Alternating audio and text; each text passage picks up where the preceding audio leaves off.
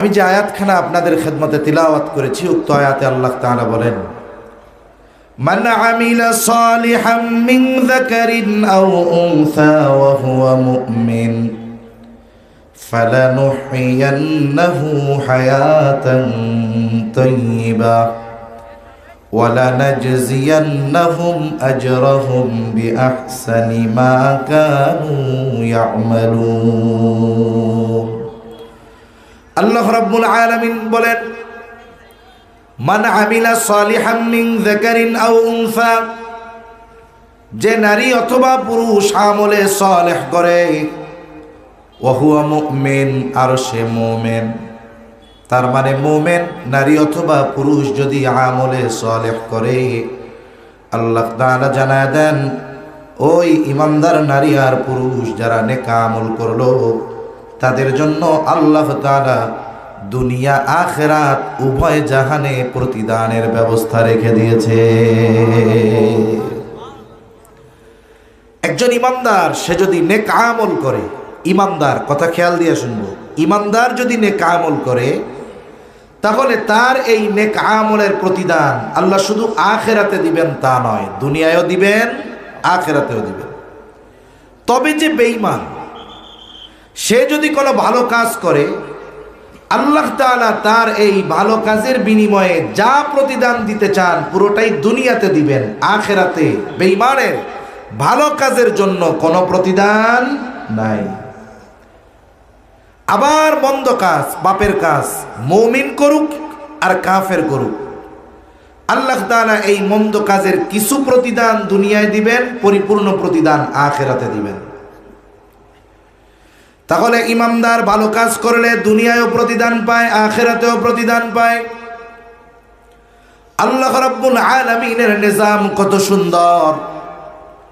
এখানে নারী অথবা পুরুষ উভয়ের জন্য সমান পুরস্কারের ঘোষণা আল্লাহ তাআলা দিয়েছেন।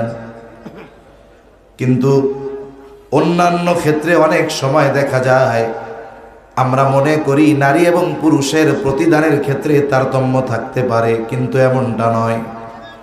বলে আল্লাহ রাব্বুল আলামিন ইবাদতের প্রতিদান দেওয়ার ক্ষেত্রে নারী আর পুরুষের মধ্যে কোনো তারতম্য করেন নাই।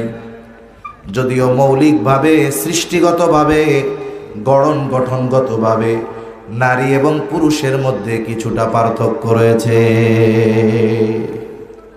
আকার আকৃতি, গঠনের দিক দিয়ে নারী পুরুষের মধ্যে পার্থক্য আছে না নাই? আছে। কথা কি বুঝেন আপনারা?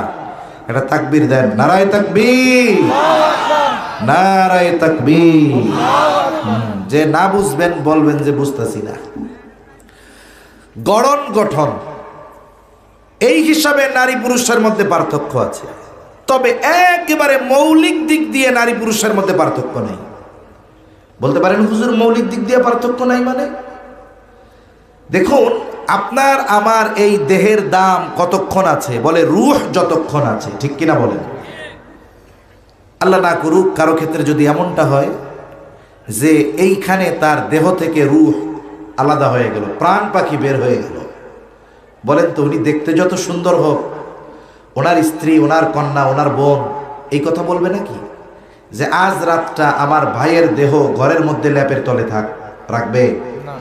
মসজিদ থেকে খাটটা নিয়ে ওই রাতের বেলার বাকি অংশ আপনারে আমারে বাইরে শোয়া রাখবে। আপনার আমার টাকায় বানানো ঘর, ল্যাপ, তোশক, কম্বল, ওইগুলার মধ্যে রাতের বাকি অংশ ওরা ঘুমাইয়ে সকালের পরে আমারে গোসল দিব, ঠিক কিনা বলেন? তার মানে রূহ এটা হলো মানুষের মৌলিক জিনিস, মূল জিনিস। কোরআনুল কারীমের মধ্যে আল্লাহ তাআলা রূহের পরিচয় দিতে গিয়ে নারী আর পুরুষের রূহের পার্থক্য করেন নাই। আবার দেখুন আল্লাহ তাআলা নারী আর পুরুষ দুইজনের মাধ্যমে দুনিয়াব্যাপী বিস্তৃতি ঘটিয়েছেন, কিন্তু রূহ আল্লাহ তাআলা একজন থেকে বের করেছেন। রূহের পরিচয় আল্লাহ তাআলা কোরআনুল কারীমের মধ্যে দিয়েছেন। কাফেররা যখন নবীজি সাল্লাল্লাহু আলাইহি ওয়াসাল্লামকে জিজ্ঞাসা করতেছে রূহ কি জিনিস, লম্বা ঘটনা আছে, ওই দিকে যাওয়ার সময় নেই। আল্লাহ রাব্বুল আলামিন কাফেরদের এই প্রশ্নের জবাব দিয়ে জানায় দেন, ওয়ায়াসআলুনাকা আনির রূহ কুলির রূহু মিন আমরি রাব্বি ওয়ামা উতীতুম মিনাল ইলমি ইল্লা কালিলা। আল্লাহ রাব্বুল আলামিন বলেন, তারা আপনাকে জিজ্ঞাসা করে, আপনার কাছে জানতে চায় রূহ কি জিনিস।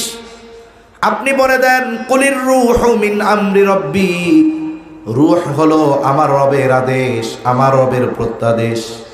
তাহলে দেখুন রূহ দেখতে কেমন, রংটা কেমন, ওজন কেমন, আকার কেমন, বলেন তো এটা নির্ণয় করার যোগ্যতা দুনিয়ার কোনো মানুষের আছে নাকি?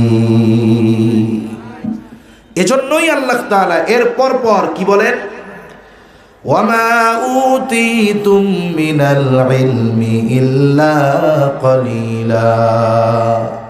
আল্লাহ তাআলা বলেন, তোমাদেরকে অতি সামান্য জ্ঞান দেওয়া হয়েছে। মানুষের জ্ঞান কতটুকু একটু বলবো? জোরে বলেন, বলবো? কোরআনুল কারীমের মধ্যে শিক্ষা সফরের ঘটনা আছে।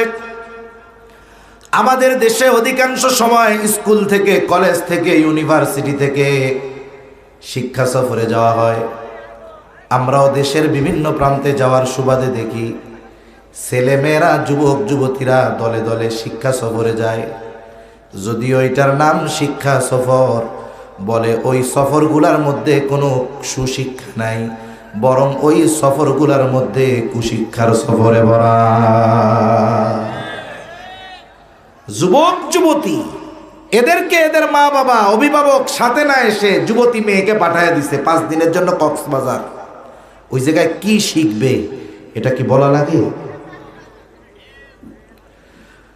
মূল শিক্ষা সফর হলো দাওয়াত ও তাবলীগের সফর, হজের সফর, উমরার সফর, দিন শিক্ষার জন্য সফর। এটা আসল সফর, শিক্ষা সফর। কোরআনুল কারীমের মধ্যে শিক্ষা সফর আছে। হযরত মূসা আর খিজির আলাইহিস সালাম দুইজনের শিক্ষা সফরের ঘটনা আছে। মূসা আলাইহিস সালাম রে আল্লাহ পাঠাইছেন খিজির আলাইহিস সালামের কাছে। মূসা আলাইহিস সালাম খিজির আলাইহিস সালামের কাছে গেলেন, একসাথে সফর করতে চাইলেন।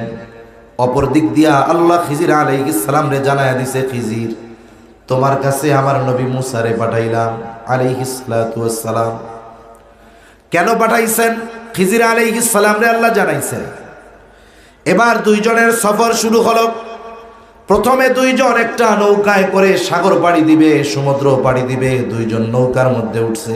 একটু খেয়াল দিয়ে কথাগুলো শুনবো। দুইজনে যখন নৌকার দিয়া নদী পথ অতিক্রম করতেছে, একটি দৃশ্য দুইজনের চোখে পড়ল।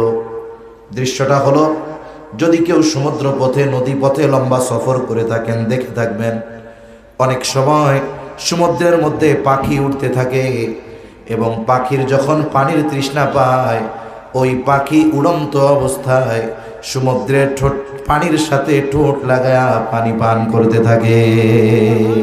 উড়ে আর পানি পান করে। খিজির আলাইহিস সালাম মূসা আলাইহিস সালামকে বলে, ভাই মূসা দৃশ্যটা দেখছেন? বলে, হ্যাঁ দেখছি।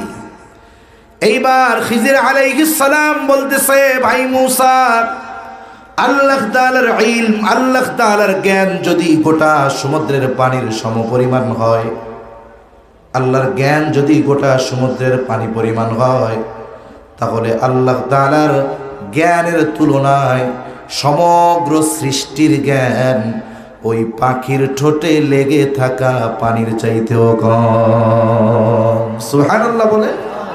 তার মানে সারা পৃথিবীর যত সৃষ্টি আছে, সব সৃষ্টির জ্ঞান ওই পাখির ঠোঁটে লেগে থাকা এক ফোঁটা পানি, ওইটার চাইতেও কম। আর আল্লাহর জ্ঞান যদি গোটা সমুদ্রের সমপরিমাণ, পানির সমপরিমাণ হয়, তাহলে আমাদের জ্ঞান, শুধু আমরা না, গোটা সৃষ্টি জগতের সকলের জ্ঞান আল্লাহর ওই জ্ঞান, ইলমের তুলনায় পাখির ঠোঁটে লেগে থাকা এক ফোঁটা পানির চাইতেও কম। সুবহানাল্লাহ। এই জন্য আমাদের জ্ঞান অনেক সীমিত, অথচ আমরা অনেক সময় একটু জেনে মনে করি যে আমার চাইতে আর বেশি কে জানে। এমন লোক আছে না? নাই? আছে। তাহলে কোন কথার থেকে গেলাম? যে মৌলিকভাবে যদি আমরা একটা জিনিস হিসাব করি, তাহলে নারী আর পুরুষের একেবারে মৌলিক জিনিসের ব্যাপারে পার্থক্য নাই। কারণ রুহের পরিচয় দিতে গিয়ে আল্লাহ তাআলা কোনো তারতম্য করেন নাই। নারীর রূহ হোক আর পুরুষের রূহ হোক, সকল রুহের পরিচয় আল্লাহ তাআলা দিয়েছেন যে রূহ হলো কার আদেশ, জোরে বলেন। আবার দেখুন, রূহ কিন্তু আল্লাহ একজন থেকে বের করছে, রূহ দুইজন থেকে বের করেনি। পবিত্র কোরআনুল কারীমের অন্যতম প্রসিদ্ধ সূরা সূরাতুন নিসা, সূরা নিসার প্রথম আয়াতে আল্লাহ তাআলা বলেন, ইয়া আইয়ুহান নাসুত্তাকু রাব্বাকুমুল্লাযী খালাকাকুম মিন নাফসিন ওয়াহিদা ওয়া খালাকা মিনহা যাওজাহা ওয়া বাসসা মিনহুমা রিজালান কাসীরান ওয়া নিসাআ। আল্লাহ রাব্বুল আলামিন বলেন, হে মানব সম্প্রদায়, ইত্তাকু রাব্বাকুম, তোমরা তোমাদের রবকে ভয় করো। মানব সম্প্রদায় বলে যখন অভিহিত করা হলো, হিন্দু হোক আর মুসলিম হোক, নারী হোক আর পুরুষ হোক, নাস্তিক হোক আর আস্তিক হোক, সকলেই এখানে উদ্দেশ্য এই পৃথিবীতে যত মানুষ আছে, মুমিন হোক আর কাফের হোক, মুসলিম হোক আর অমুসলিম, আস্তিক বা নাস্তিক, বলেন তো সকলের রব যিনি তিনি কে? আল্লাহ তাআলা বলেন, হে মানব সম্প্রদায়, তোমরা তোমাদের রবকে ভয় করো। রবের একটু পরিচয় রব স্বয়ং নিজে দিচ্ছে, বলে রবকে আল্লাযী খালাকাকুম মিন নাফসিন ওয়াহিদা। আল্লাহ তাআলা বলেন, রব তো তিনি যিনি তোমাদেরকে একটি প্রাণ থেকে সৃষ্টি করেছে, নারী হোক আর পুরুষ হোক। আল্লাহ তাআলা আমাদের মৌলিক জিনিস রূহ সৃষ্টি করেছেন কয়টা প্রাণ থেকে? জোরে বলেন, আরো জোরে বলেন, কয়টা? হাদিসের মধ্যে আসছে, নবীজি সাল্লাল্লাহু আলাইহি ওয়াসাল্লাম বলেন, আল্লাহ রাব্বুল আলামিন আদম আলাইহিস সালামের পৃষ্ঠদেশ তথা পিঠ থেকে কিয়ামত পর্যন্ত যত মানুষ আসবে, যত মানুষ আছে, যত মানুষ দুনিয়া থেকে চলে গেছে, আল্লাহ তাআলা সকলের রূহ আদম আলাইহিস সালামের পৃষ্ঠদেশ থেকে বের করেছে। এরপর আল্লাহ তাআলা বলেন, এই যে নারী পুরুষের গড়ন গঠন আকার আকৃতি কেমনে হইল? আল্লাহ তাআলা এরপর বলেন, ওয়া খালাকা মিনহা যাওজাহা ওয়া বাসসা মিনহুমা রিজালান কাসীরান ওয়া নিসাআ। আল্লাহ তাআলা বলেন, এরপর তিনি তার থেকে তার জোড়া বের করেছেন। ওয়া খালাকা মিনহা যাওজাহা, এবার হলো দুইজন, স্বামী আর স্ত্রী। এই দুইজনের মাধ্যমে আল্লাহ কি করলেন? ওয়া বাসসা মিনহুমা রিজালান কাসীরান ওয়া নিসাআ। এই দুইজনের মাধ্যমে আল্লাহ তাআলা গোটা পৃথিবীব্যাপী নারী পুরুষের বিস্তার ঘটিয়েছেন। সুবহানাল্লাহ বলেন। তাহলে আমাদের মৌলিক জিনিস কি বলেন? রূহ। মূল জিনিস কি? রূহ আল্লাহ বের করছেন কয়জন থেকে? একজন থেকে। এজন্য যদি একেবারে আমাদের মৌলিক বিষয়টা হিসাব করি, তাহলে নারী পুরুষের মধ্যে তারতম্য নেই। কথা বোঝা গেছে আশা করি। কিন্তু গড়ন গঠনের দিক দিয়ে আল্লাহ তাআলা নারী আর পুরুষ এ দুটো আল্লাহ সৃষ্টি করেছেন। এরপরে আল্লাহ তাআলা নারীর মধ্যে রূহ দিয়েছেন, পুরুষের মধ্যে রূহ দিয়েছেন। গড়ন গঠনগত নারী পুরুষের পার্থক্য কি এটা আমরা বুঝি। আল্লাহ তাআলা নারীর শারীরিক অবয়ব আকৃতি কেমন দিয়েছেন এটা আমরা জানি, পুরুষেরটাও জানি। এখন শরীয়তের হুকুমগত দিক দিয়ে নারী পুরুষের মধ্যে পার্থক্য এটা সামান্য। এক নম্বর, শরীয়তের নারী যখন প্রাপ্তবয়স্ক হয়ে যায়, সে যদি সুস্থ থাকে, সন্তান ধারণের সময়গুলো এবং সন্তান প্রসবকালীন পরবর্তী কিছু সময়কাল ছাড়া, একটা মেয়ে যখন, নারী যখন প্রাপ্তবয়স্ক হয়ে যায়, ওই সময় থেকে নিয়ে 50-55 বছর পর্যন্ত প্রতি মাসে 3 থেকে 10 দিন তার একটা অসুস্থতা থাকে। আল্লাহ তাআলা এই অসুস্থতাকালীন সময় আল্লাহ রাব্বুল আলামিন তার জন্য নামাজকে আল্লাহ তাআলা মাফ করে দিয়েছে।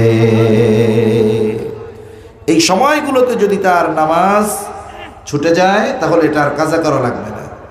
কিন্তু রোজার ক্ষেত্রে যদি সেই সময় অসুস্থ হয়ে যায় তাহলে সে এই সময়ের রোজাগুলো পরবর্তীতে কাজা আদায় করলে হয়ে যাবে। নারী আর পুরুষের মধ্যে যেই পার্থক্যটা নিয়ে সবচাইতে বেশি বিষোদগার করে ইসলাম বিদ্বেষীরা, সেটা হলো সম্পদ বন্টন। ইসলাম নারী আর পুরুষের মধ্যে সম্পদ বন্টনের যেই রীতিনীতি নির্ধারণ করেছে, এটা নিয়ে ইসলাম বিদ্বেষীরা সবচাইতে বেশি ইসলামের উপরে আঘাত হানতে চায়। তারা কি বলতে চায়? তারা বলতে চায় যে আল্লাহ তাআলা পুরুষদেরকে সম্পদ বেশি দিয়েছেন, নারীদের কম দিয়েছেন। নাউজুবিল্লাহ। কিন্তু ইমাম আবু হানিফা রহমাতুল্লাহি আলাইহি বলেন, যদি বাস্তবেই পরিপূর্ণ যুক্তির উপরে নির্ভর করা হতো, তাহলে নারীদের সম্পদ এত দেওয়া তো উচিত ছিল না। এটা তো যুক্তির দৃষ্টিকোণ থেকে।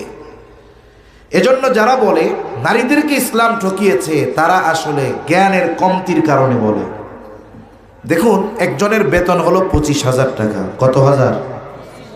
আর একজনের 50,000। বলেন তো 50,000 বেশি না 25,000 বেশি? দেখা গেল যিনি 50,000 পান, ওনার মাস শেষে 50,000 খরচ হয়ে কোনো মাসে আরো মানুষের কাছ থেকে খরচ করা লাগে। কিন্তু যিনি 25,000 পান, ওনার 15,000 টাকায় খরচ কমপ্লিট, বছর শেষে ওনার আরো 1,20,000 টাকা ডানে থাকে। বলেন তো বছর শেষে আসল লাভবান কে, 25ওয়ালা না 50ওয়ালা? কেন? বলে উনি পান যা, ওই পরিমাণ খরচ ওনার নেয়।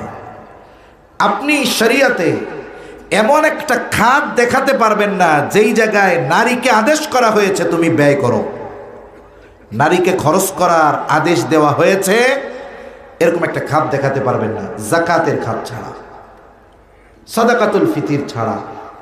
এগুলো তো সে সম্পদের মালিক হলে ওইখান থেকে দিবে, ওটা ভিন্ন। কিন্তু আমি কই, যেই স্ত্রী সাহেবে মাল হয়, যাকাত দেওয়ার নেশাব পরিমাণ মালের মালিক হয়, ওই স্ত্রীর যাকাত স্ত্রীর টাকা দিয়ে দেয় না, ও স্বামীরটা নিয়ে দেয়। ঠিক কিনা বলেন? ওইটাও স্বামী দিয়ে দেয়। আপনি যদি সার্বিক দৃষ্টিকোণ থেকে খেয়াল করেন, আল্লাহ নারীকে জিতিয়েছেন। আর যারা বলতে চায় ইসলাম ঠকিয়েছে, তারা ইসলাম পূর্ববর্তীকালীন সময়ে নারীর অবস্থা সম্পর্কে হয়তো জানে না। কারণ ইসলামই তো নারীর অধিকার প্রতিষ্ঠা করেছে। ইসলামী পিতার সম্পদের মধ্যে সন্তানের, মেয়ে সন্তানের হক সাব্যস্ত করেছে। ইসলাম পূর্বকালীন সময় একটা নারী বেঁচে থাকারই তো অধিকার তার ছিল না। অথচ ইসলাম কন্যা সন্তান হওয়াকে সুসংবাদ বলে অভিহিত করেছে।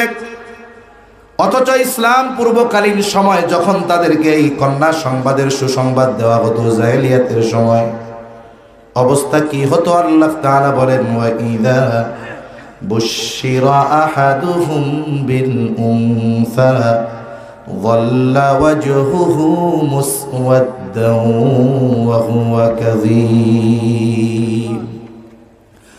আল্লাহ রাব্বুল আলামিন বলেন, যখন তাদেরকে কন্যা সংবাদের সুসংবাদ দেওয়া হতো, বিল উনসা যাল্লা ওয়াজহুহু, তাদের চেহারাটা কালা হয়ে যাইত।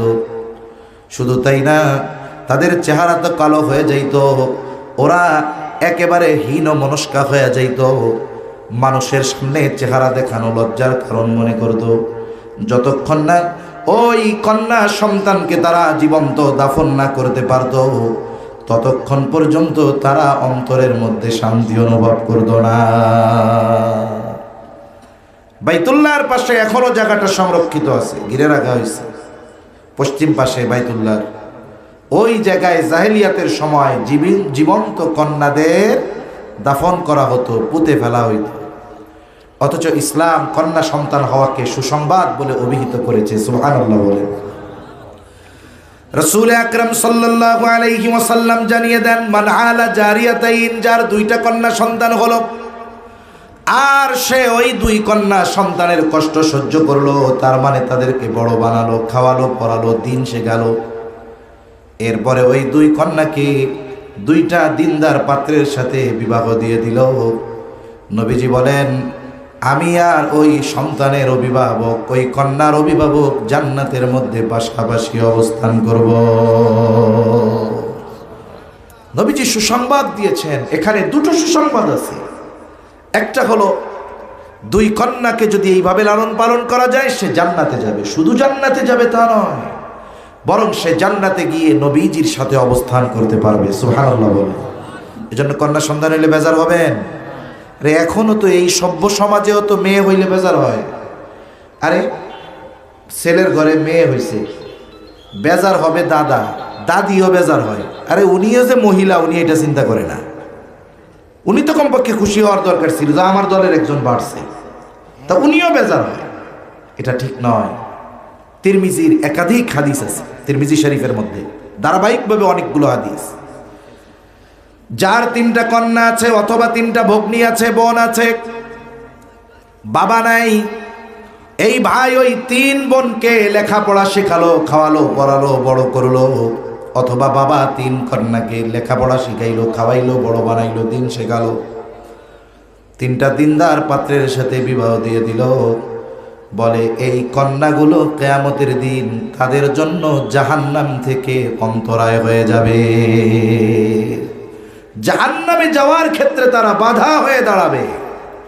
জাহান্নাম থেকে বাঁচার কারণ কন্যা সন্তান হওয়া, জান্নাতে যাওয়ার কারণ কন্যা সন্তান হওয়া।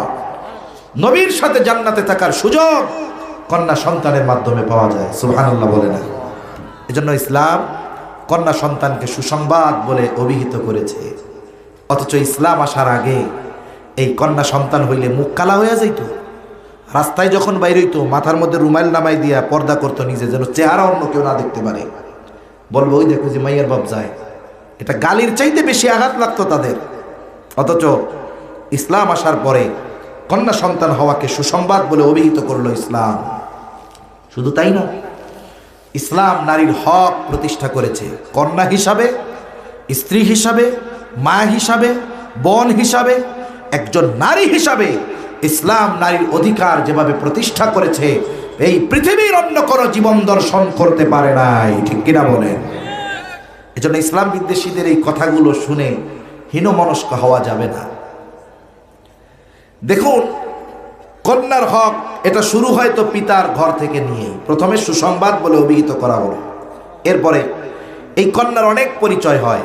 প্রথমে সে কারো কন্যা থাকে, এরপরে কারো না কারো স্ত্রী হয়, এরপরে কারো না কারো মা হয়। ঠিক কিনা? যখন সে পিতার ঘরে থাকে কন্যা হিসাবে তার অধিকার কি পিতার কাছে? বলে এই কন্যার যতদিন বিবাহ না হবে ততদিন এই কন্যার সকল খরচ বহন করতে পিতা বাধ্য। বলে 20 বছর বয়স হয়েছে, মেয়ের বিবাহ হয় না, 22 বছর হয় না, 25 বছর হয়ে গেছে হয় না, 30 বছর হয়ে গেছে হয় না বিবাহ। বলে যতদিন বিবাহ না হবে কন্যার ততদিন ওই কন্যার সমস্ত খরচ বহন করতে তার পিতা বাধ্য। এখন আসেন ছেলের ক্ষেত্রে বাধ্য কতদিন? বলে ছেলের ক্ষেত্রে ছেলের খরচ চালাতে পিতা বাধ্য ততদিন। বলে সন্তান নাবালক থাকবে যতদিন। একটা ছেলে বালেগ হয়ে যাবার পর ওই ছেলের খরচ চালাতে পিতা কিন্তু বাধ্য নয়। এখন আসেন ইসলাম কি বলে যে একটা ছেলে বালেগ হয় কখন? বালেগ হওয়ার সর্বশেষ সময়সীমা কত? আমাদের দেশের রাষ্ট্রীয় আইনে দেওয়া আছে 18 বছর। ওটা বাদ দেন, এক পাশে রাখেন। কোরআন হাদিস কি বলে আগে এটা দেখেন। নবীজি সাল্লাল্লাহু আলাইহি ওয়াসাল্লাম জানিয়ে দেন, আহাদুল বুলুগ, বালেগ হওয়ার সর্বশেষ সময় সীমা হলো চন্দ্র হিসাবে 15 বছর, চাঁদের হিসাবে 15 বছর। তাহলে ইংরেজি হিসাবে কয় বছর? 14 বছর 7 মাস। 14 বছর 7 মাস বয়স হওয়ার পরে একটা ছেলেকে নাবালক বলার সুযোগ নাই। আগেও হইতে পারে, এখন 9 বছরেও হয়ে যায় বালেক। 10 বছর 11, 12, 13, 14, 14 বছর 7 মাসের পরে আর নাবালক বলার সুযোগ নাই। এখন 14 বছর 7 মাস বয়স ছেলের। এখন বাপ যদি বলে আজকে থেকে তোর স্কুলের বেতন, প্রাইভেটের বেতন কিছুই দিতে পারবো না, আগামীকাল থেকে আমারে তুই ইনকাম করে খাওয়াবি, বলেন তো এই কথা বলার অধিকার বাবার আছে না নাই? জোরে বলেন, আছে না নাই? মেয়ের ক্ষেত্রে আছে না। বলে বিয়া যতদিন না হবে ততদিন তার খরচ চালাতে বাপ বাধ্য। এবার মেয়ের বিবাহ দিবে, এই সময় দেখেন বলেন তো, ছেলে হোক আর মেয়ে হোক, বিবাহ দেওয়ার দায়িত্ব অভিভাবকের। কার? জোরে বলেন, আরে জোরে বলেন না, কার? এখন আমাদের দেশে বাবা মেয়েকে বিবাহ দিয়ে দেয় ঠিক, কিন্তু ছেলের কয় বিয়ে করার জন্য ইনকাম করে এরপরে বিয়ে করবি, ঠিক কিনা? এজন্য কত বাবা এরকম আছে, মেয়ে যখনই জন্ম নেয় চিন্তা করে তো বিয়ে টিয়া দেওয়া লাগবো, এবার মেয়ের নামে 20টা মেয়েগুনি গাছ লাগায়, কাঠের গাছ লাগায়। কেন? বলে মেয়ের বয়স 15, 16, 17, 18 হইতে হইতে গাছগুলাও বড় হয়ে যাবে, ফাঁকা জায়গায় লাগাইছি, রোদও লাগবে, বাতাসও লাগবে। এক একটা গাছ এখন 10 টাকা করে লাগাইলাম, ওই সময় 50,000, 1 লাখ টাকা করে দাম হবে। এবার মেয়ের বিবাহের সময় সুন্দর মতো 10টা গাছ লাগাইছিল, বিক্রি করছে 10 লাখ। আবার প্রতি মাসে মেয়ের নামে কিছু টাকা জমাইছিল, বিয়া দিতে হবে, এসব কিছু মিলাইয়া তার 20 লাখ টাকা হয়ে গেছে। আরে বাবা, মেয়েরে কত আনন্দ উদযাপন করিয়া মেয়েরে কয়, মামা চিন্তা করো না, খালি তোমারে পাঠামো না, তোমারে সাজাইয়া তোমার বাড়িতে পাঠামো। 2, 4, 10 ভরি স্বর্ণ অলংকার বানায়া দিয়া পাঠাই দিছে, মেয়েরে বিয়া দিছে। মেয়েরে এত ধুমধাম করে বিয়া দিল বাপ, এরকম বিয়া তো পোলারেও দেওয়ার দরকার ছিল, ঠিক কিনা বলে? কারণ বিবাহ উপযুক্ত যেই থাকবে অভিভাবকের উপরে নির্দেশ, তোমরা তারে বিয়া দিয়া দাও। এ কথা আমার না আল্লাহর? জোরে বলেন কার? আল্লাহ তাআলা বলেন, ওয়ানকিহুল আয়ামা মিনকুম ওয়াস-সালিহিনা মিন ইবাদিকুম ওয়া ইমাইকুম ইন ইয়াকুনু ফুকারা ইউগনিহিমুল্লাহ। আল্লাহ রাব্বুল আলামিন বলেন, তোমাদের অধীনস্থ যারা বিবাহ উপযুক্ত তাদেরকে তোমরা বিবাহ দিয়া দাও, হোক দাস দাসী, বিয়া দিয়া দাও। আল্লাহ তাআলা এরপরে বলেন, ইয়াকুনু ফুকারা ইউগনিহিমুল্লাহ। কারণ ছেলের বিয়া দেওয়ার সময় প্রত্যেক অভিভাবকের একই কথা, বিয়া যে দিমু, বিয়া কইরা খাওয়াবি কি? ঠিক কিনা বলেন? ইনকাম নাই, খাওয়াবা কি? এখন বলেন তো, ছেলে হলেও বিবাহ দিতে হবে, মেয়ে হলেও বিবাহ দিতে হবে। মেয়ে হইলে 10টা গাছ লাগিয়েছিলেন, ছেলে হইলে 10টা গাছ লাগাইতেন, যে ছেলেও তো প্রাপ্তবয়স্ক হইলে বিয়ে দেওয়া লাগবে। এবার যখন সে বিবাহ উপযুক্ত হয়ে যাইত, 10টা গাছ বিক্রয় করে আপনি আপনার সন্তানকে বলতেন, ছেলে তুমি বিবাহ উপযুক্ত হয়ে গেছো, তোমাকে বিবাহ দেওয়ার দায়িত্ব আল্লাহ তাআলা আমারে দিয়েছে। এখন যদি বিবাহ না দেওয়ার কারণে যৌবনের তাড়নায় তুমি যদি কোনো অন্যায় করো, অপরাধ করো, তাহলে ওই অপরাধের সমপরিমাণ গুনাহ আমার আমলনামায় যোগ হয়ে যাবে। আমি এটা চাই না। এই যে টাকা পয়সা রেডি আছে, ব্যবসা বাণিজ্য ধরো, দ্রুততার সাথে বিয়ে করে ফেলো, কিন্তু এই রকম একটা বাপ 1 কোটিতেও একটা পাওয়া যাবে না। পাওয়া যাবে?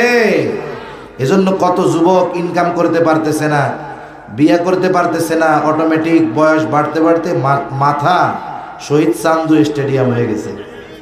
আছে না নাই? এখন বিয়ে করতে চাই, বাপ কয় ইনকাম কর, এখন কোনো মতে এক ব্যবসা বাণিজ্য ধরছে, এখন কয় এখনটা বিয়াটা দিয়ে দাও।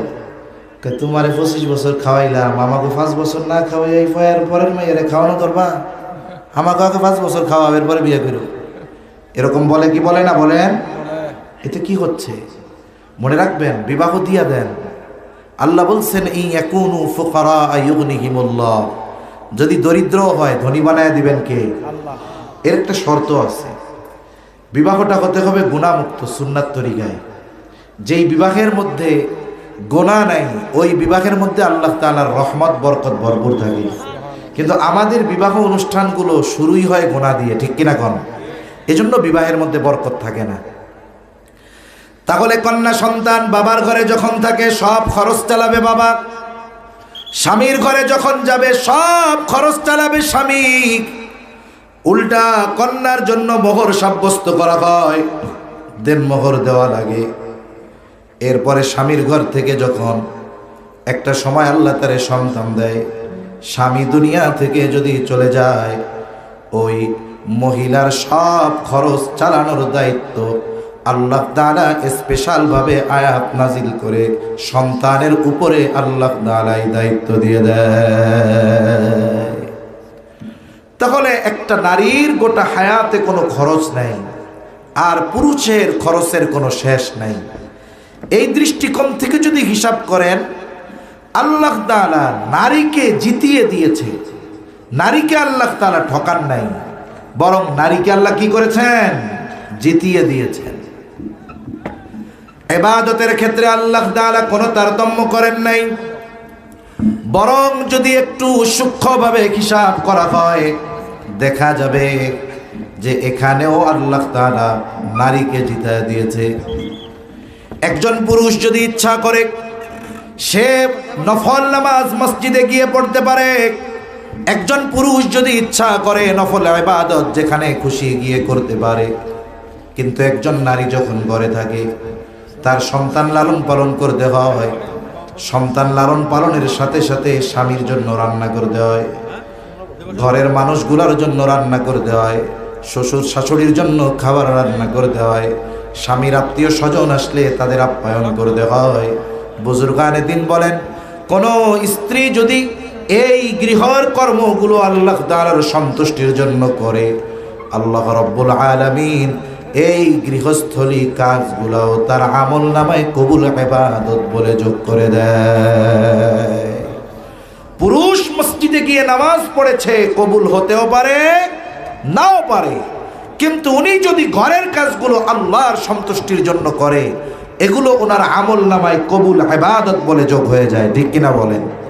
ইসলাম নারীদের জিতিয়েছে, কিন্তু আমরা বুঝি না। আমার কথা একেবারে অল্প সময় শেষ হয়ে যাবে, এখন মূল কথাটা আমরা খেয়াল করব। তাহলে বলতেছিলাম ইবাদতের বিনিময়ের ক্ষেত্রে আল্লাহ তাআলা তারতম্য করেন নাই নারী পুরুষের। আর একেবারে মৌলিকভাবে নারী আর পুরুষের মধ্যে তারতম্য নাই, কারণ নারী হোক পুরুষ হোক আমাদের মূল হলো রূহ। আর রূহ এর পরিচয় দিতে গিয়ে আল্লাহ তাআলা বলেন, কুলির রূহু মিন আমরি রব্বি, রূহ হলো আমার রবের আদেশ। কার আদেশ? রবের আদেশ। এবার আসেন, আমি আপনি যদি ওই ইবাদতের বিনিময়ে দুনিয়া আখিরাত উভয় জাহানে প্রতিদান চাই, এক নম্বরে ঈমান লাগবে, কারণ ঈমান না থাকলে ভালো কাজের প্রতিদান আখিরাতে পাওয়া যাবে না। এক নম্বর ঈমান দরকার। ঈমানটা হতে হবে শিরিক মুক্ত ঈমান। আমি আপনি শুধু আল্লাহর জাতের উপরে বিশ্বাস করলাম, এতটুকুর দ্বারাই একটা ব্যক্তি পরিপূর্ণ ঈমানদার হতে পারে না। মক্কার মুশরিক যারা ছিল এরাও আল্লাহ তাআলার জাতে বিশ্বাসী ছিল, আল্লাহ রাব্বুল আলামিনকে তারা স্রষ্টা বলে মানত। এ কথা আমার না, স্বয়ং কোরআনে আল্লাহ তাআলা বলেন, ওয়ালা ইন সাআলতাহুম মান খালাকাস সামাওয়াতি ওয়াল আরদা লায়াকুলুন্নাল্লাহ। আল্লাহ রাব্বুল আলামিন বলেন, আপনি যদি মক্কার মুশরিকদেরকে জিজ্ঞাসা করেন, তাদের কাছে যদি জানতে চান মান খালাকাস সামাওয়াতি ওয়াল আরদ, আসমান এবং জমিনের স্রষ্টা কে, আপনি যদি মক্কার মুশরিকদেরকে প্রশ্ন করেন, এই প্রশ্নের জবাবে তারা কি বলবে? আল্লাহ তাআলাই জানায় দেন, লায়াকুলুন্নাল্লাহ, অবশ্যই অবশ্যই তারা বলবে আসমান এবং জমিনের স্রষ্টা কে। আল্লাহ তাআলা বলেন, ওয়ালা ইন সাআলতাহুম মান খালাকাহুম লায়াকুলুন্নাল্লাহ, আপনি যদি মক্কার মুশরিকদেরকে জিজ্ঞাসা করেন তাদেরকে কে সৃষ্টি করেছে, নাস্তিকদের মতো বলবে না এমনিই সৃষ্টি হয়ে গেছি, বরং তারা বলবে অবশ্যই অবশ্যই আমাদের স্রষ্টা আল্লাহ। আরো অনেক আয়াত আছে। তাহলে দেখুন, মক্কার মুশরিকরা যে আল্লাহর অস্তিত্বে বিশ্বাসী ছিল, এই বিশ্বাসের সাক্ষ্য দুনিয়ার কোনো মানুষ দেয় নাই, বরং এই সাক্ষ্য যিনি দিয়েছেন তিনি কে? আমাদের সমাজে, আমাদের এই উপমহাদেশে বিশেষ করে এই ধরনের বিশ্বাস স্থাপনকারী মানুষ অনেক আছে। এই বিশ্বাস স্থাপন করার পরেও কেন এরা জাহান্নামী, এই কথাটা অল্পতে একটা বুঝেন। একটা ছোট্ট গল্প শোনাই। বাংলাদেশের একটি বিভাগ সিলেটে শুয়ে আছেন হযরত শাহজালাল শাহপরান রহমাতুল্লাহি আলাইহি। তা একদিন শাহজালাল রহমাতুল্লাহি আলাইহির কবর জিয়ারতের জন্য গেছি, গভীর রাত, কারণ দিনের বেলা অনেক নারীরাও যায়, রাতের বেলা গ্যাদারিং কম। তা ঢুকলাম, ওইখানে ছোট্ট পুরাতন একটা মসজিদ আছে, পাশে নতুন মসজিদ, বড় মাদ্রাসাও আছে। ঢোকার সময় পশ্চিম দিক দিয়ে ঢুকে আবার ইউটার্ন নিয়ে পূর্ব দিকে আসতে হয়, এরপরে হাতের ডান পাশে ওখানে ঢুকলেই শাহজালাল রহমাতুল্লাহ আলাইহির কবর। যখন ওই পুরাতন মসজিদ পার হয়ে ঢুকতে যাওয়া হবে, সামনে কবরস্থান আছে, বাম পাশে খানিক জায়গা আছে, এক আল্লাহর বান্দা ওই জায়গায় নামাজ পড়তেছে। মসজিদ ছিল, উনি ওইখানে বাদ দিয়ে ওইখানে কেন পড়তেছে, এটা উনিই জানে কোনো ফজিলত আছে কিনা। মনে রাখতে হবে, দুনিয়ার 3টা মসজিদ ছাড়া অন্য কোথাও নামাজ পড়লে আলাদা ফ্যাসিলিটি নাই। এখন উনি নামাজ পড়লেন। নামাজ আমরা কার জন্য পড়ি জোরে বলেন তো? নামাজ কেন পড়ি? শুধু 5 ওয়াক্ত নামাজ আল্লাহ আদেশ করেছেন এই জন্য পড়ি? না না, অনেক সময় আমরা নামাজ আমাদের জীবনের প্রয়োজনের জন্য পড়ি। আল্লাহর কাছে আমার অনেক প্রয়োজন, আমি আল্লাহর কাছে নামাজের মাধ্যমে চাই, এটাকে বলে সালাতুল হাজাত। এটাকে কি বলে? সালাতুল হাজাত। এজন্য আমাদের জীবনে যদি কোনো কিছু প্রয়োজন হয়, আমরা দুনিয়ার কারো কাছে চাওয়ার আগে ওই বিষয়গুলো নামাজের মাধ্যমে যার কাছে চাবো তিনি কে? আরো জোরে বলেন না, কে? আল্লাহ। ওখানে নামাজ পড়ে ঢুকলেন, খেয়াল করলাম ওই ব্যক্তি আসছে, আমরা একটু কোরআন তিলাওয়াত করতেছি, দোয়া করে চলে যাব। ইতিমধ্যে রাতের বেলা তো আওয়াজ নাই, শুনশান নীরব। উনি কবরের পাশে, কবরের সাথে একটা দেয়ালের সাথে মাথা ঠুকাচ্ছে আর বলছে, বাবা আপনি চাইলে দিতে পারেন, আপনার ক্ষমতা আছে, আপনি চাইলে দিতে পারেন। আবার দিল বলে এটা বাস্তব, উনি এমন কিছু ওই কবরে বাসিন্দা যিনি তার কাছে চাচ্ছেন, বলেন তো ওই জিনিসটা মনে হয় আল্লাহর দেওয়ার ক্ষমতা নাই? জোরে বলেন আছে না নাই? এই ব্যক্তি নামাজ পড়ে আসলো, তার মানে সে স্রষ্টা হিসাবে আল্লাহকে বিশ্বাস করে। এখন সে কবরওয়ালার কাছে এই বিশ্বাসের সাথে যদি চায় যে এটা আপনি দিতে পারেন, এ বিশ্বাস যদি করে, আল্লাহর কসম, ও যদি বলে আমার রব আল্লাহ, এই কথার কোনো দাম নেই। এটা থেকে আখেরাতে জাহান্নাম থেকে বাঁচাতে পারবে না। আমাদের অঞ্চলগুলোতে অনেক জায়গায় আছে পীররে সেজদা করে, নাউজুবিল্লাহ বললেন না, কবরে সেজদা করে, এটা বিশ্বাস করে যে ওইখানে গেলে এটা পাওয়া যাবেই, উনি দিতে পারবেই। এর দ্বারা কি করে? সে আল্লাহর সিফাত গুণাবলীর সাথে সে শিরিক করে। একটা এক্সাম্পল দিই, ফর এক্সাম্পল, এখন আমাদের দেশের প্রধান উপদেষ্টা যিনি, ওনার নাম কি? ডক্টর মোহাম্মদ ইউনুস। বলেন তো ডক্টর মোহাম্মদ ইউনুস উনি কি? প্রধান উপদেষ্টা। উনি বাংলাদেশের কি? এখন তার মানে প্রধান উপদেষ্টা যিনি ডক্টর ইউনুস, তিনি ডক্টর ইউনুস যিনি প্রধান উপদেষ্টা তিনি। কেউ যদি ডক্টর ইউনুস এটা ওনার নাম, এটা ওনার সত্তাগত নাম ধরেন, আর প্রধান উপদেষ্টা এটা ওনার একটা গুণ, সিফাত, গুণ। একটা ব্যক্তির গুণ অস্বীকার করার মাধ্যমে ওই ব্যক্তিকে অস্বীকার করা হয়। কথার কথা, ফর এক্সাম্পল, কাটিং মাটিং করে ছাড়লে তো আমার জেলখানার ভাত খাওয়াইও দিতে পারে। কথার কথা, কোনো ব্যক্তি যদি বলে আমি ডক্টর ইউনুসকে মানি না, তার মানে সে প্রধান উপদেষ্টারে মানে না। কেউ যদি বলে প্রধান উপদেষ্টাকে মানি না, তার মানে সে ডক্টর ইউনুসকে মানে না। কথা কি একই না? তাহলে যিনি আল্লাহ তিনি খালেক, যিনি আল্লাহ তিনি মালিক, যিনি আল্লাহ তিনি রাজ্জাক, তার মানে আল্লাহ তাআলার গুণবাচক কোন নামের সাথে, গুণের সাথেও যদি শিরিক করা হয়, ওটা আল্লাহর সাথেই শিরিক করা হয়।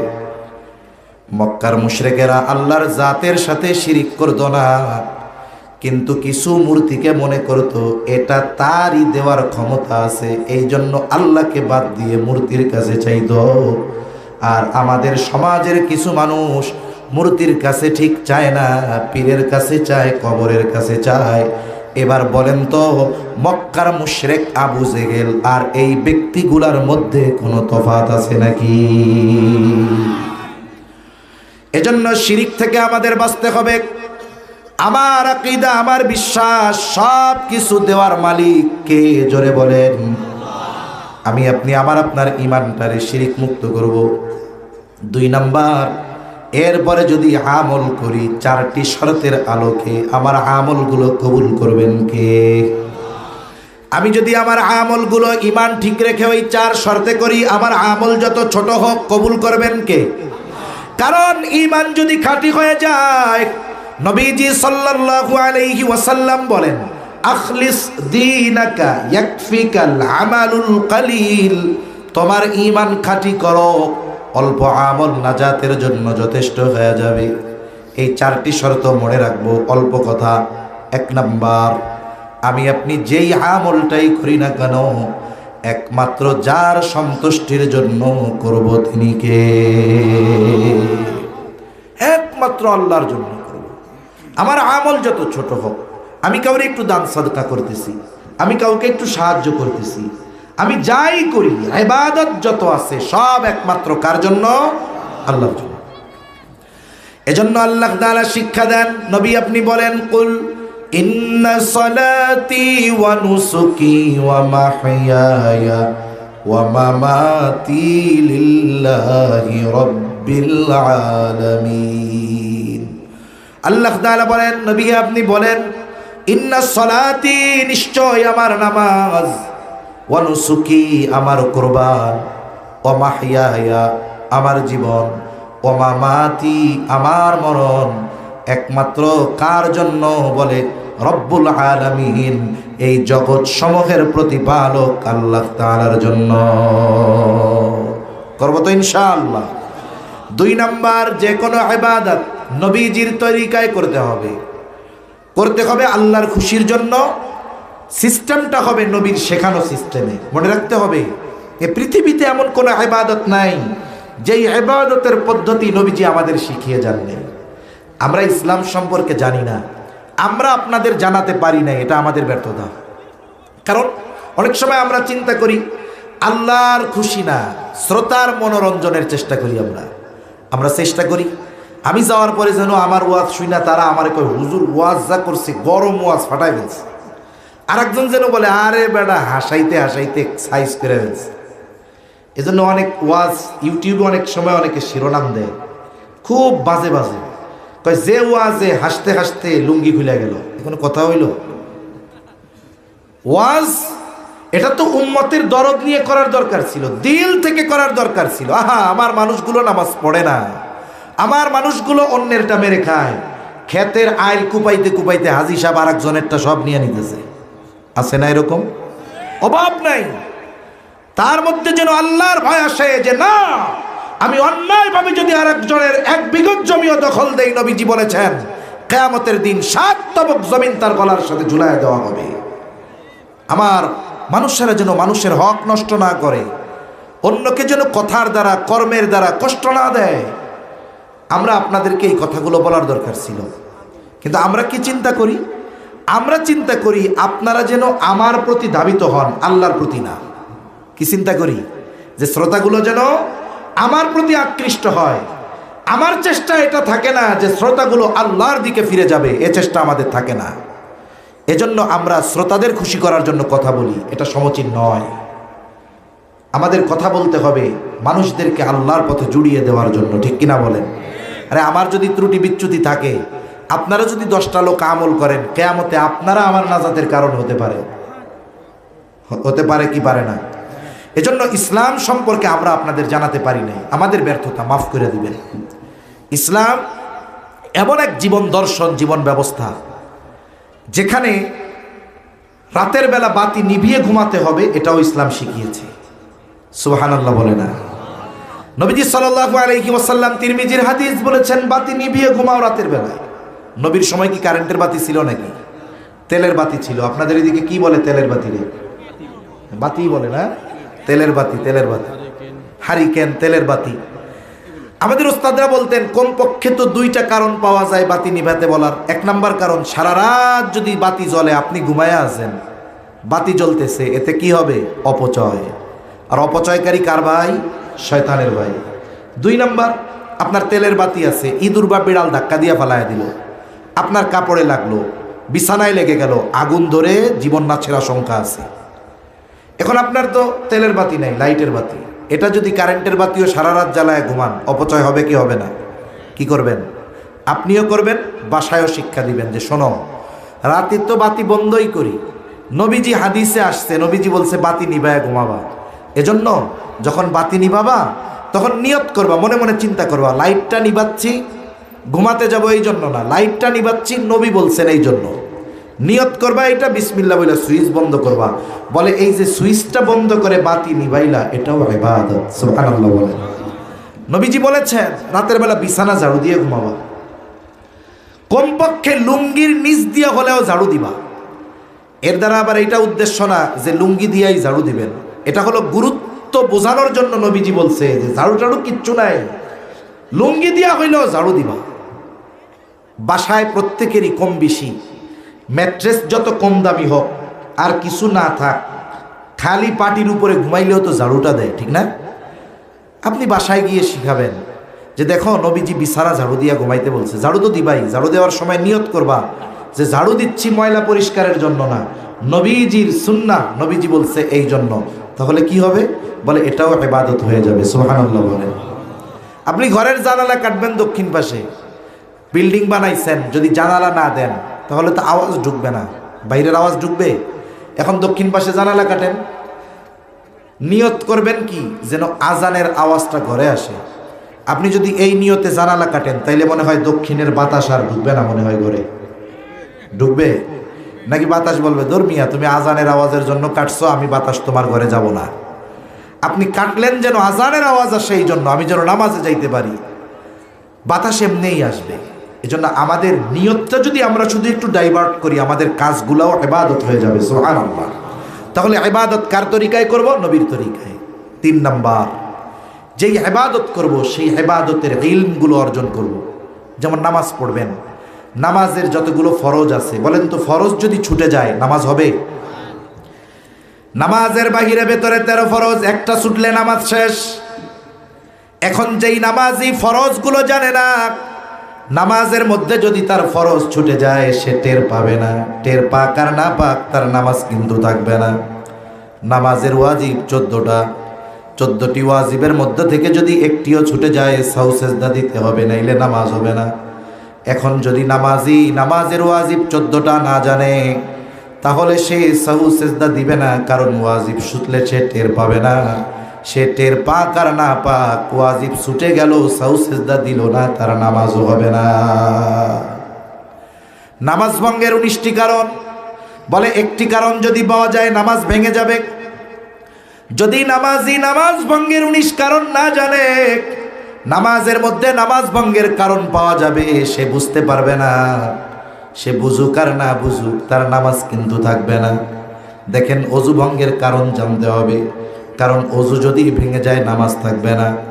আবার গোসলের ফরজ জানতে হবে, অজুর ফরজগুলো জানতে হবে, কারণ গোসল যদি না হয়, যদি ফরজ জুনুবি গোসল হয়, ফরজ গোসল হয়, যদি গোসল না হয় এরপরে অজু করলেও পবিত্রতা হবে না, নামাজও হবে না।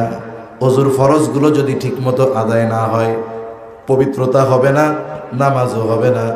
এই জন্য তাহারাত ইবাদত সম্পৃক্ত মাসলা মাসাইলগুলো আমাদের জানার দরকার আছে না নাই? প্রত্যেক মুসলমানের জন্য এগুলো জানা ফরজ। কেমনে জানবেন? বাচ্চাদের প্রথম মাদ্রাসায় দিবেন, নুরানি মাদ্রাসার থেকে ওরা এগুলো জানলো। বড়রা কেমনে জানবেন? সময় থাকলে দাওয়াত ও তাবলীগের সময় দিবেন।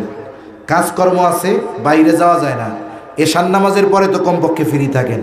মসজিদের ইমাম সাহেবরে যদি বলেন যে হুজুর আমরা তো এগুলো ঠিকমতো জানি না, এক কাজ করেন এশার নামাজের পরে আমাদের আধা ঘন্টা করে টাইম দেন, আমরা আপনার কাছ থেকে এই বিষয়গুলো শিখি। নাইলে এবাদত তো নষ্ট হলেও আমরা টের পাইতেছি না। কিন্তু আমাদের অবস্থা কি? আমাদের বাজারগুলো এশার নামাজের পরে, মাগরিবের নামাজের পরে ভরপুর, মসজিদে লোক নেই, ঠিক কিনা কন? আমরা কি চিরদিন পয়সা থাকবো না মরতে হবে? নাকি মরার টাইম টুইম জানা আছে যে মরার 2 দিন আগে তাওবাতিল্লাহ করে ভালো হয়ে যাবো? জানা আছে কারো? তাহলে কেন আমরা এটা করি না? ইমাম সাহেবকে বললে ইমাম সাহেব কি বলবে যে আমি পারবো না? বলবেই কথা। সেজন্য আমরা যাবো তো ইনশাল্লাহ, শিখবো তো। যেই এলাকার যেই মহল্লার যার জানা নাই আপনি ইমাম সাহেবরে বলবেন। অনেকে লজ্জা পায়, চিন্তা করে ইমাম সাহেবের উপরে মাঝে মধ্যে একটু গরম কথা কই, এখন আমি যে দোয়ায় কোনো পারি না, এটা যদি হুজুর জানে আমার ইজ্জত থাকবো? আরে ভাই, আপনি যদি এইটুকু লজ্জা করে এগুলো না শিখেন, সূরা কেরাত শুদ্ধ না করেন, আপনার আমার যদি ইবাদত না হয়, আখেরাতে শাস্তি আছে না নাই? এখন আমারে বলেন, আখেরাতের শাস্তি ভালো না দুনিয়ায় একটু লজ্জা পাওয়া ভালো? দুনিয়া একটু লজ্জা পাওয়া ভালো না? দিন শেখার জন্য লজ্জা কিসের মিয়া? আমি জানি না, শিখবো, এর জন্য লজ্জা করব না। আমরা ইমাম সাহেবদের কাছ থেকে শিখবো। 4 নম্বর শর্ত, ইবাদত কবুলের কয় শর্ত কইছি?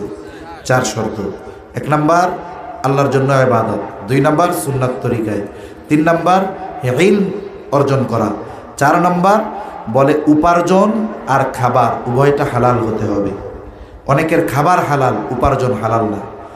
এজন্য কাসবে হালাল, হালাল উপার্জন করা এটা ইবাদত। নবীজি বলেন কাসবুল হালালি ফরিদাতুম বাদাল ফরিদা, ফরজ ইবাদতের পরে অন্যতম ফরজ ইবাদত হলো হালাল উপার্জন করা।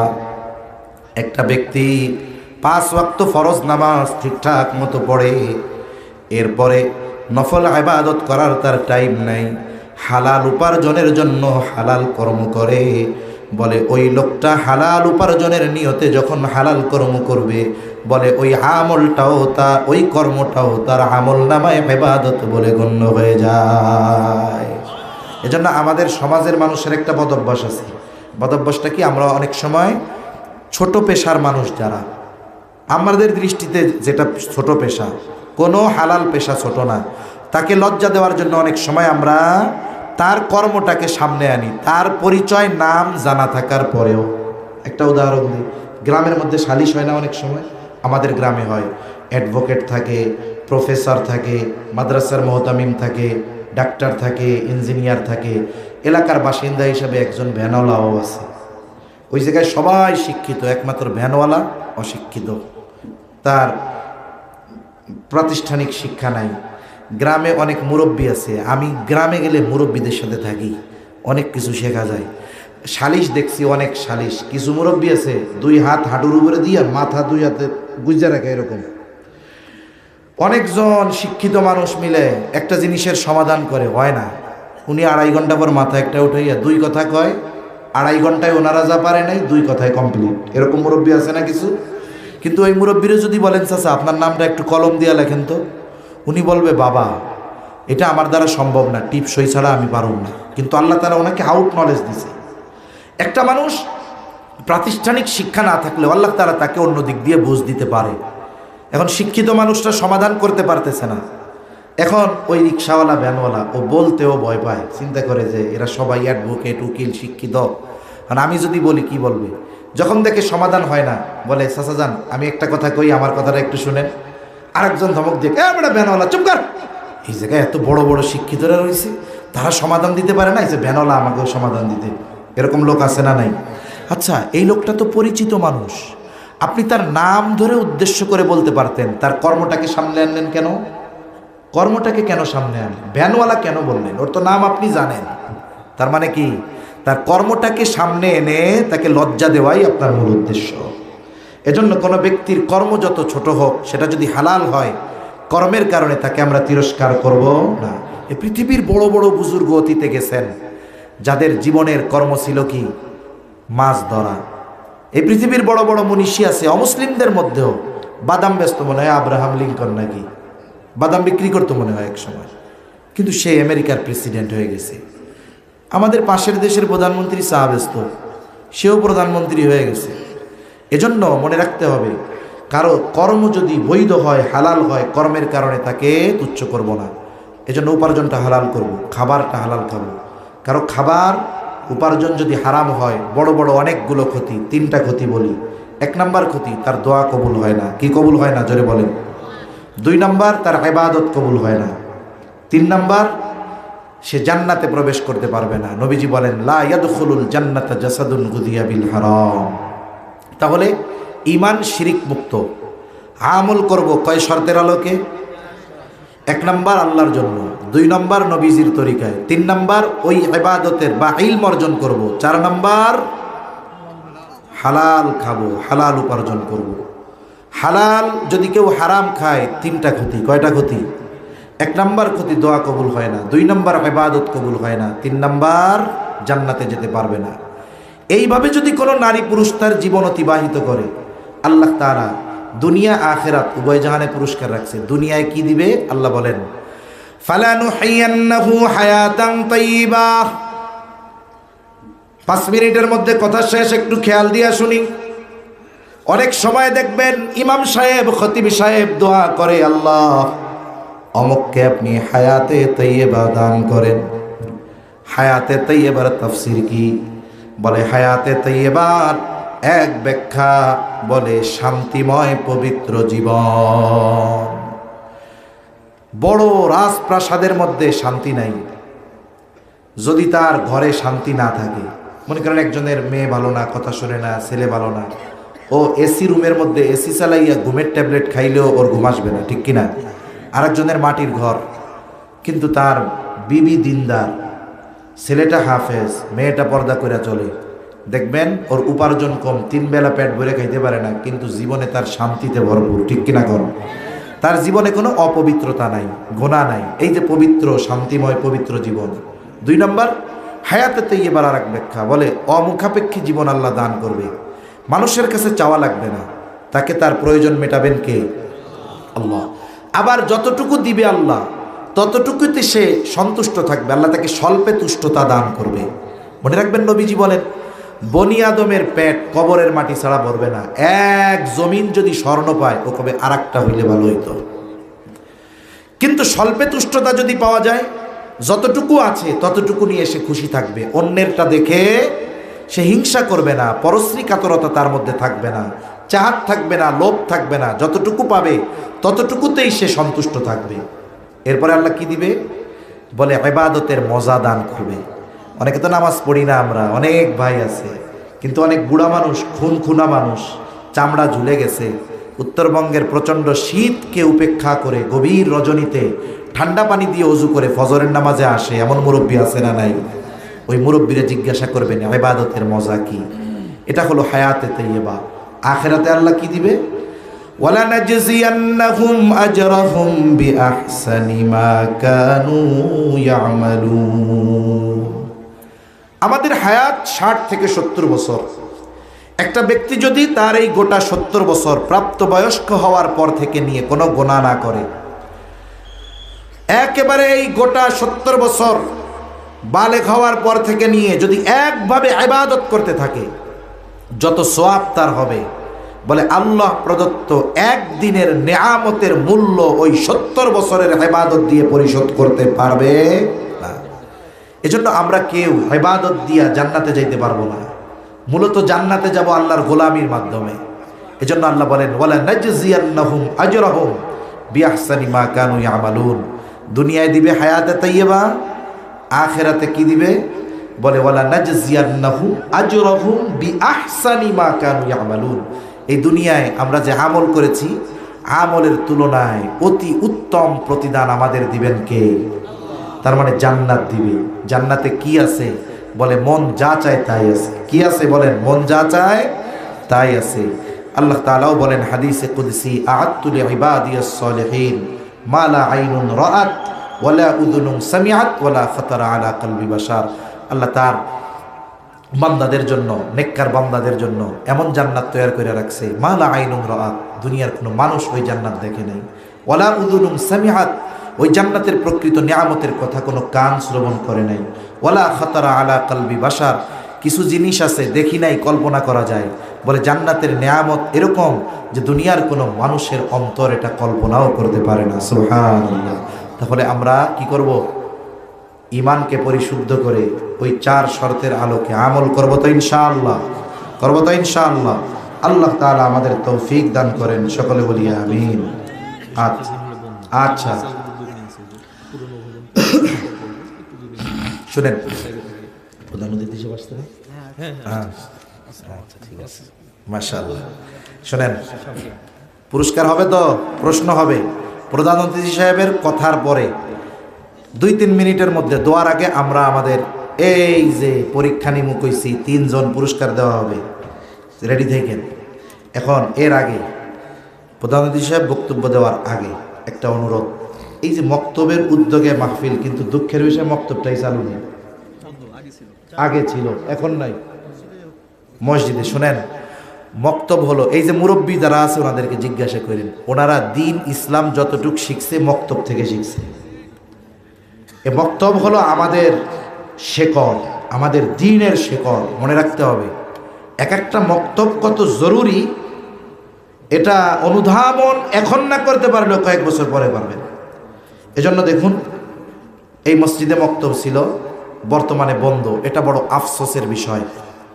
সর্বশেষ আপনাদের কাছে অনুরোধ, চালুর উদ্যোগ নেওয়া হয়েছে, বলেন আলহামদুলিল্লাহ। কিছু সংস্কার দরকার, কিছু অর্থ দরকার। মাটির ঘর না? আচ্ছা, মাটির ঘরটা ভেঙে ইট দিয়ে করা হবে। সাদকায়ে জারিয়ার এক সওয়াব। এখন আসুন, কে